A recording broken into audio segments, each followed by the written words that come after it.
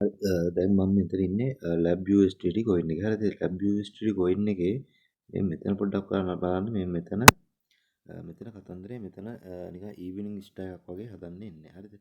ඒ කියන්නේ දැන් මම ඉන්නේ 4 වගේ 4 chart එකේ 4 chart එකේ මේ line එක ඒ කියන්නේ මේ line එකේ මේ line එකේ මේ candle එක මේ candle එක මෙතනින්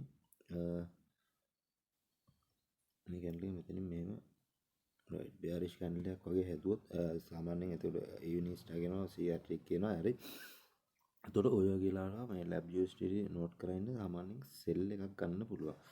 right ඒත් එක්කම දැන් මේකේ අපි කතා කරපු විදිහට මෙතන මේ main line එක තියෙන මේ මෙතන මේ main support line එක මෙතන තියෙනවා මේ main support line එකේදී මෙයා මෙතන මේක strong break කරලා දෙනවා මෙතනින් strong මෙතන break කරලා ඒ කියන්නේ break කරලා කියන්නේ මේක මොකක් හරි එකට නිකන් liquid sweep එකක් හරි hunt එකක් වගේ එකක් තමයි කතන්දරේ තියෙන්නේ හරිද එතකොට මේ මෙතන මේ area එකේ මේ මෙතන liquidity ගන්න මෙයා මේ හරියට එන්න chance එකකුත් තියෙනවා මෙතන එතන liquidity ටික මේ මෙතන wick එකකින් ගත්ත වෙන්නත් පුළුවන්. උතන wick එකකින් liquidity ටික අරගෙන මෙයා ඊට පස්සේ දැන් මෙතන buy වෙලා මේ මම ඉස්සෙල්ලා අතන කතා කරපු ඒ කියන්නේ මම මෙතන කතා කරපු මේක එන්නේ නැතුව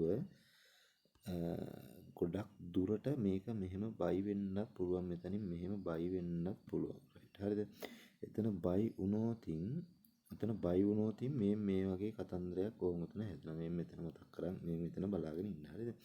උතන buy කරොත් මේ වගේ කැන්ඩල් එකක් හදලා මාකට් එක සාමාන්‍යයෙන් සැලකිය යුතු මූවමන්ට් එකක් සාමාන්‍යයෙන් මෙතන මේ මාකට් එක සැලකිය යුතු මූවමන්ට් එකක් කියන්නේ මේ හරියට විතර එන්න පුළුවන්කමක් තියෙනවා. right. එතකොට ඒ හරියට මාකට් එක ආවා කියන්නේ ඔයා මේ මෙතන රෙසිස්ටන්ස් බ්‍රේක් කරනකොට ගත්තොත් එහෙම සාමාන්‍යයෙන් without leverage 117ක විතර පම්ප් එකක් ගන්න පුළුවන්. right. එතකොට ඔයා උතන ඔය ටික කොහොම නෝට් කරන් ඉන්න. හරිද?